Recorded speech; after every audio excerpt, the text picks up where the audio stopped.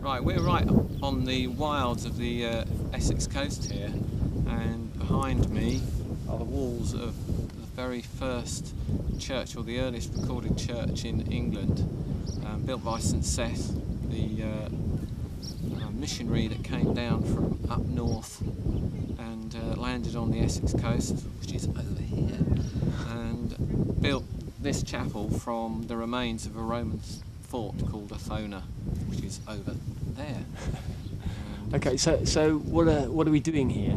Well, we're playing a gig here. In a way, it's sort of that's a bit of a misnomer, because it's actually we're taking a service as after the fire, and because there's no electricity, even though there's a power station over there, it's totally unplugged, totally acoustic, and yeah, it's just such an amazing atmosphere within this stone walls. So you're a rock band, but you're playing a gig in a church with no electricity. So tell me how that works. You don't bring your amps. Well, you're a keyboard player, aren't you? Yeah, I'm a keyboard player. What I've got a pedal harmonium, so that's producing an acoustic keyboard sound. And Okay. we've got acoustic guitars, we've got a cello, mandolin, and we've got acoustic percussion. So it's a combination of instruments that works with the songs that we're going to do. And it's not an after the fire gig as such, because we're not just playing after the fire songs. Right. Okay. So how does it work? You said you're taking a service. Yeah. It's So- a little service of worship, and so yeah, it's a very standard orthodox prayers with the hymns and songs in between. So it's a sort of meditative service. People can really join in with the songs. The pop songs will be well known, and the hymns are kind of popular hymns. So is it a case of like the pop songs that you do and the rock songs, they fit in with a theme, or? Absolutely. The theme tonight is Let There Be Love, which of course gives a huge scope. With the songs that I've chosen, what we're trying to do is to get a double layered song so that it can be taken at face value. It not only has a deeper meaning, but it can also have a deep theological resonance as well as the song as it is. Okay, now a lot of Christians might have problems with that. They might say that these pop songs, there's not a place for pop songs in the church. How would you respond to that? The short answer would be that's a long answer. Because in Ephesians it says about worshipping with hymns and spiritual songs, and I really believe pop songs are spiritual songs. Not all of them, in exactly the same way as a lot of songs that we sing in church aren't necessarily spiritual. They're actually pretty naff, crappy little 60s ditties with poor words. A lot of the hymns have got fantastic poetic language. Some of the musical form of some of the hymns doesn't necessarily lend itself, ironically, to a congregation joining in singing, and it's that bit about people singing and engaging with song that really enables a sense of well-being. And within a church framework, that is called worship. Okay, so give me an example of one of the songs that you're doing tonight that perhaps wouldn't normally be heard in a church. Oh, well, I would say sometimes these songs are heard in church, which is interesting, because sometimes they're played at weddings and sometimes they're played at funerals. And these songs, for instance, we're doing R.E.M's Everybody Hurts. Now, that's quite a challenging song. It's quite a sad song. So I know that's been played at a funeral.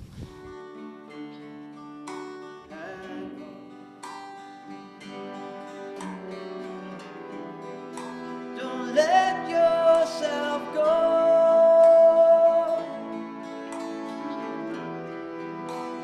'Cause everybody cries, and everybody hurts sometimes.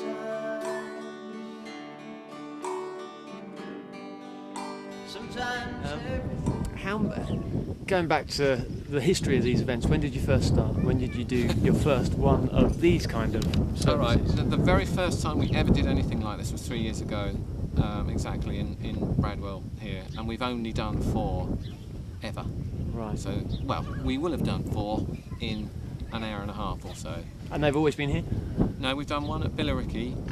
There's a church called Emmanuel Church, who's a really good friend of ours. Reverend Paul Carr is the rector of, and we've done one there. Hi, my name's Paul Carr, Reverend Paul Carr. I'm the team rector in Billericay and Little Burstead within the Chelmsford Diocese. No, I mean, it was a wonderful mix. I mean, there was 1 or 2 hymns of the traditional style that most people would know sing along with, but a lot of sort of well-known pop songs, secular songs, but really with a message to give and some good, deeply spiritual thoughts in the lyrics that were used. And I think both of them combined was a very powerful combination, and certainly folk at church that really enjoyed it and were deeply moved just by the whole experience. So it was really well received by your church? Absolutely. We had a real mixture of folk in church regulars, some people who were not church attenders, 1 or 2 people who follow the band, and the feedback really was hugely appreciative and a really powerful time. For the 3rd year running, we welcome back Peter and John and former member Matt from After the Fire, with guests John Clark, Rob and Carly Lucas, and singer and songwriter Rob Halligan, who's now officially joined the band. Anybody else I've missed out there?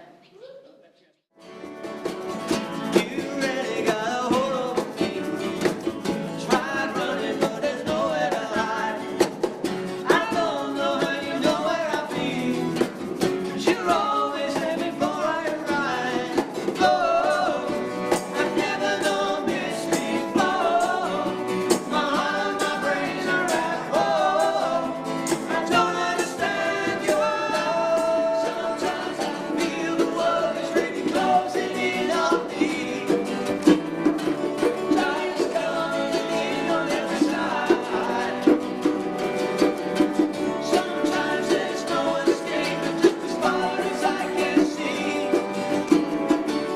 All I wanna do is run and hide.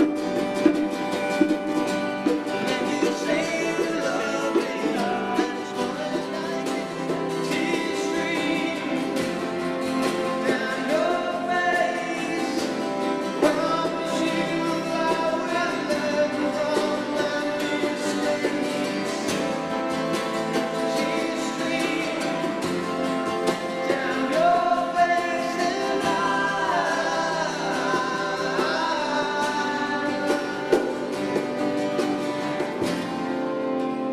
lights will guide you home and ignite